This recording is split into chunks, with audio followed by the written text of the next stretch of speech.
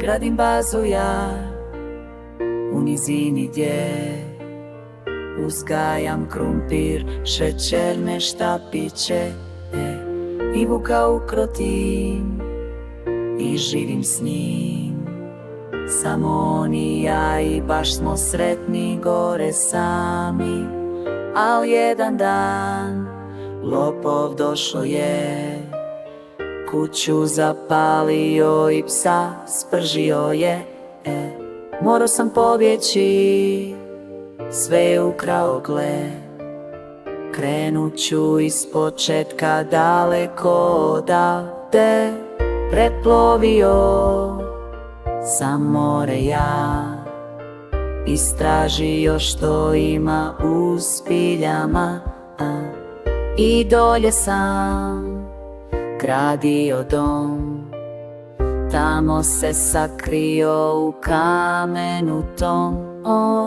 Mislio sam da sam siguran ja, al onda mi baza ta bi opljačkana. Kad vratim se, vidim nestalo sve.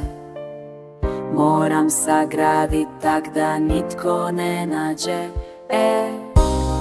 Do oblaka da gradim zračnu bazu i nitko nikad neće nać mi bazu.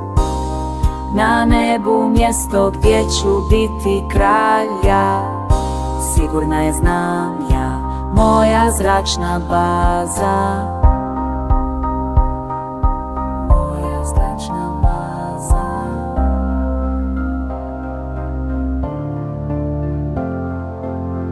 Ali noob sam ja, nisam znao da Creeper se spona kada nema dosta svjetla. Udar osjetim, padnem kroz pod.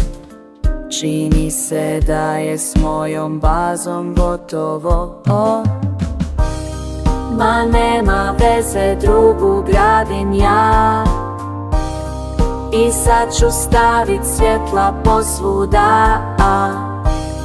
Nikad više neću morati izaći, siguran posve u svojoj zračnoj bazi.